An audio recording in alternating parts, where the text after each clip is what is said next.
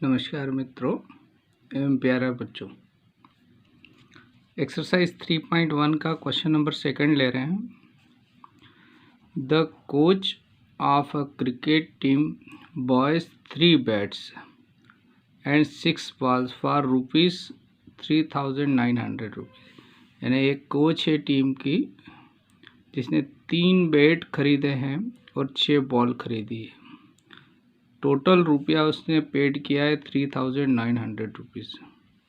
Letter C buys another bet मतलब एक bet and 3 more balls of the same kind for ₹1,300 rupees. यानी एक बेट लिया, फिर दूसरी कंडीशन में उसने क्या करा, एक बेट खरीदा और 3 बॉल खरीदी। तो एक बेट और 3 बॉल का रुपीज़ पेड किया उसने 1,300। Represent this situation algebraically and geometrically. यानी आपको इक्वेशन बनाना है, यानी एल्जेब्रिकली और फिर ज्योमेट्रिकली यानी उसको ग्राफ बनाना है। ये 2 काम दिए हैं, तो हम स्टार्ट करते हैं। सबसे पहले क्या मान लिया हमने सॉल्यूशन में, लेट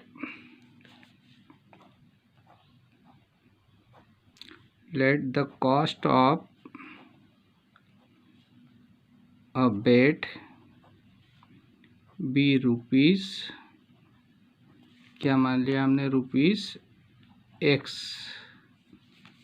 और the cost of a ball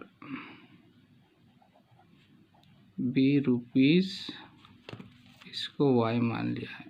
X और Y हमने इसकी कॉस्ट मान ली, किसकी, बैट और बॉल की। ठीक है, तो अकॉर्डिंग टू क्वेश्चन कितने बैट खरीदे, 3 bat. So as per question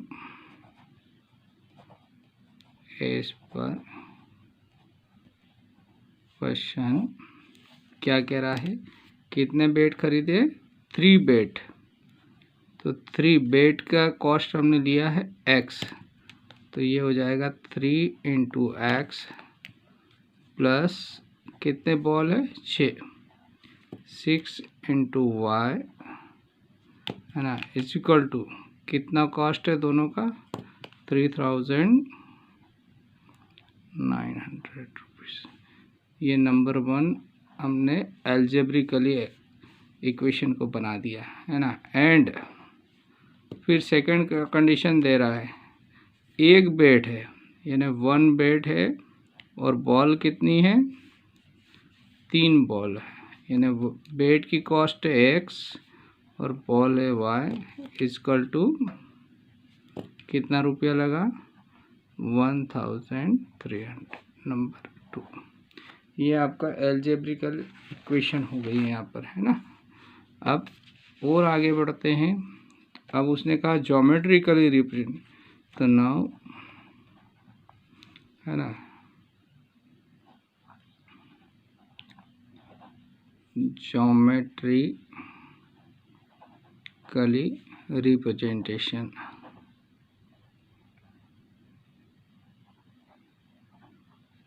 है ना, ज्योमेट्रिकली रिप्रेजेंटेशन। तो यहाँ लेते हैं फॉर इक्वेशन फर्स्ट लेते हैं, 3x + 6y = 3,900 फॉर इक्वेशन 1, है ना। तो इसका टेबल बना रहे हैं हम। तो इसकी टेबल क्या होगी, देखो बच्चों,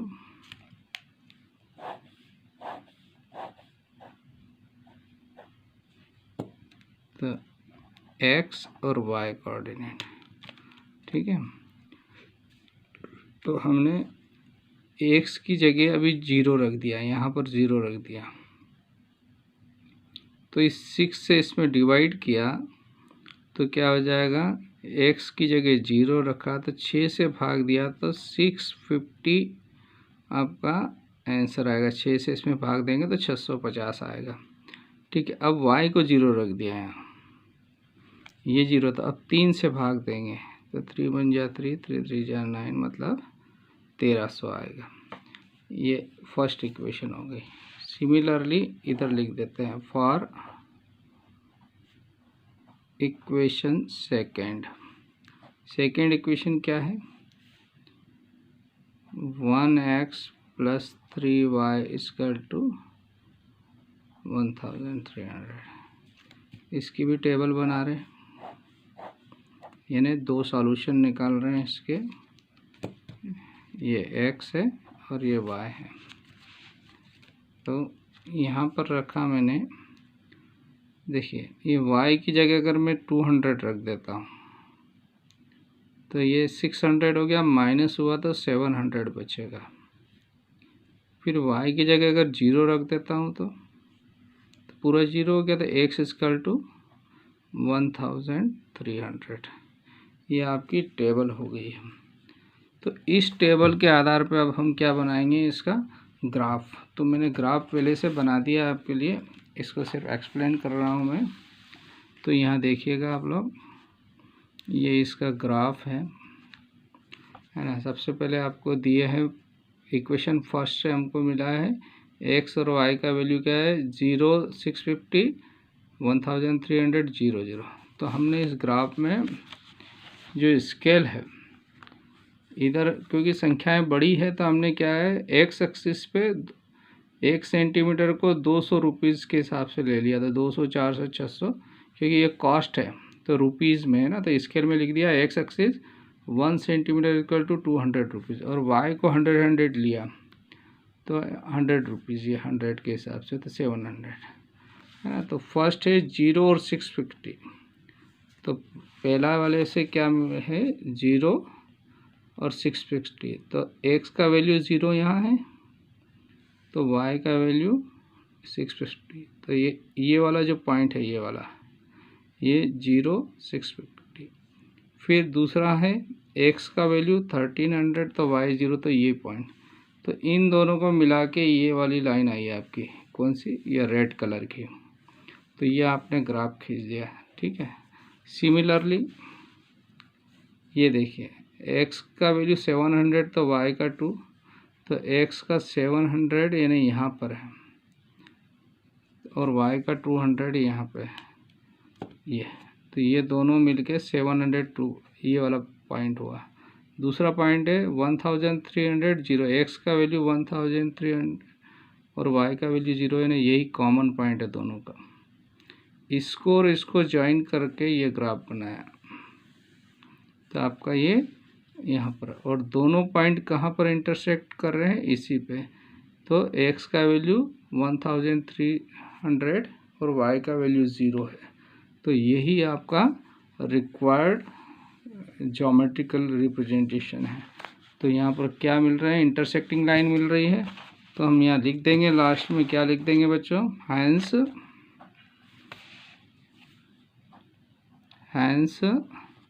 we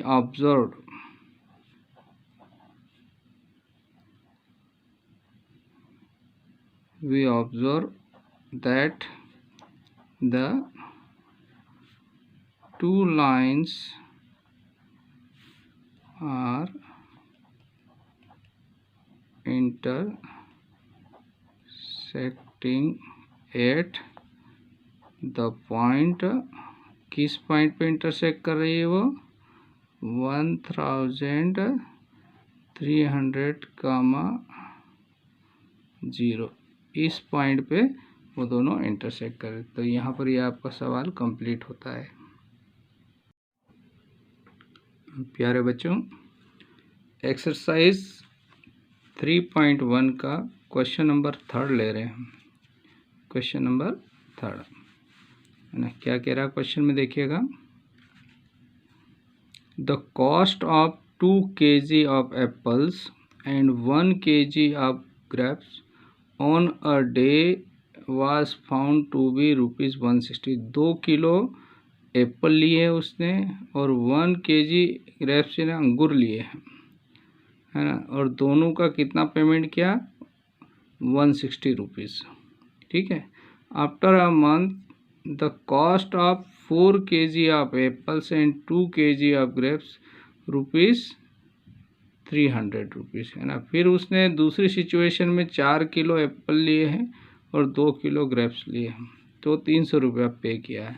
represent the situation algebraical and geometrical. अब आपको सवाल आ गए हैं, तो इसी कंडीशन में हम सवाल को हल करते हैं। तो क्या लिखेंगे? सबसे पहले लेट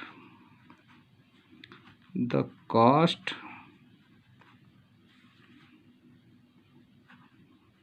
पर केजी ऑफ एप्पल्स बी, है ना। एप्पल की कॉस्ट है रुपीस, क्या मान लिया आपने? एक्स रुपये केजी है मान लो। और the cost of per KG grapes की क्या हो जाएगी? Be rupees Y. एक्स और वाई इनकी कॉस्ट मान ली। तो यहाँ से क्या हो जाएगा? एज पर क्वेश्चन पर क्वेश्चन में क्या कहा है? द एल्जेब्रिक इक्वेशन हो जाएगी इसकी। As per question the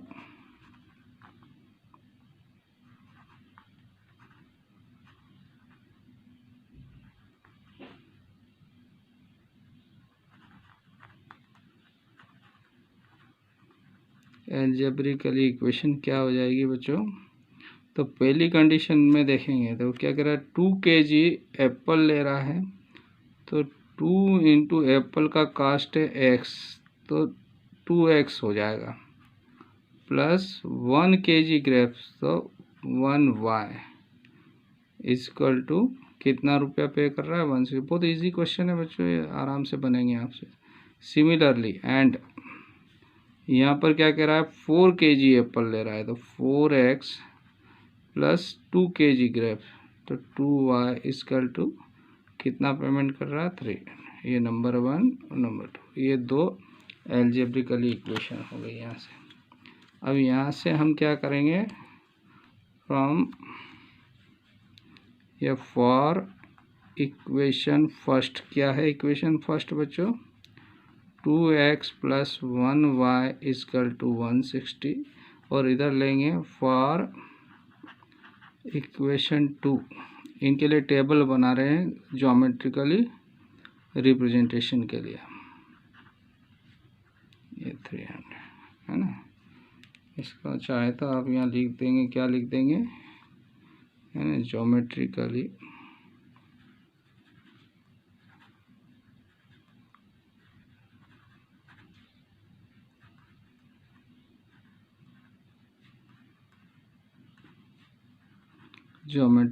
representation, है ना। तो यहाँ से अब टेबल बना रहे हैं हम बच्चों। तो इसके लिए टेबल तैयार करते हैं ग्राफ के लिए, या एक्स और वाई। तो देखिए बच्चों, अगर मैं यहाँ पर एक्स की जगह मान लो 40 रख देता हूँ, तो ये 80 हो जाएगा। 80 उधर ले जाएंगे तो 80 बचेगा, यानी एक्स की जगह 40 तो वाई इजकल टू 80। एक्स की जगह 50 लिख दिया तो ये 100 हो गया।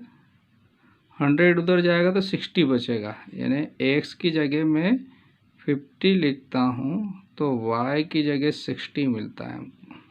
सिमिलरली सेकेंड इक्वेशन, x और y, मैंने x की जगह 50 रख दिया बच्चों, तो 5 हो गया, 200 हो गया। 200 उधर गया तो 100 बचा, इधर 2 से डिवाइड कर देंगे तो y का वैल्यू 50 मिलेगा। फिर इधर यहाँ 60 रखा तो 2, यहाँ 60 रखा तो 240 हो गया। 240 उधर गया तो 300 माइनस 240 यानी 60 बचेगा। 2 से डिवाइड कर देंगे तो आपका 30 आएगा। तो ये आपकी टेबल हो गई। इस टेबल के आधार पे अब हम ग्राफ बना रहे हैं। तो ग्राफ मैंने यहाँ तैयार कर दिया आपके लिए, यहाँ इसको समझिएगा आप। ये देखिए, ये इसका ग्राफ है। कैसे आया एक बार एक्सप्लेन कर देता हूँ। ये इक्वेशन फर्स्ट है आपकी 2x प्लस y1, इसकी टेबल ये बनी 40 80 50 60।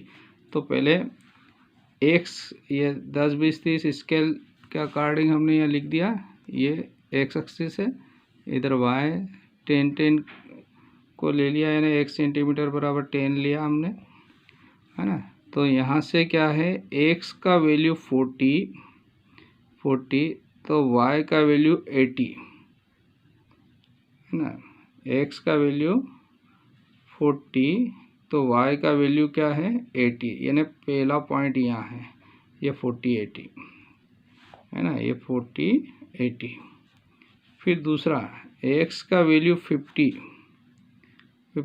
तो y का वैल्यू 60 यहाँ पे, तो ये 50 और 60 ये वाला पॉइंट, तो पहला ये बना ये, तो इन दोनों को मिलाया तो ये रेड कलर का इक्वेशन बन रही है, यानी ग्राफिकली इक्वल प्लॉट किया तो ये इसका इक्वेशन जो लाइन कैसी बन रही है, रेड कलर वाली।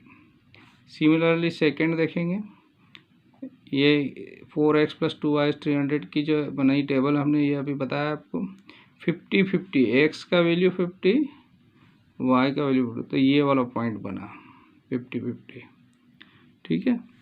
फिर 60-30, x का वैल्यू 60 तो y का वैल्यू 30, तो 60-30 के लिए ये पॉइंट बना। तो ये और ये दोनों को ज्वाइन करा तो ये वाले आपका ग्रीन कलर का जो है ये लाइन है। तो दोनों लाइन कैसी बन रही है, पैरेलल बन रही है। तो यहाँ ग्राफ से हमको क्या पता चल रहा है, इसका ज्योमेट्रिकली या ग्राफिकली हमने रिप्रेजेंट करा इसको, तो कैसा आ रहा है, पैरेलल लाइंस। तो यहाँ पर लिख देंगे, सो हैंस क्या लिख देंगे बच्चों, हैंस वी ऑब्जर्व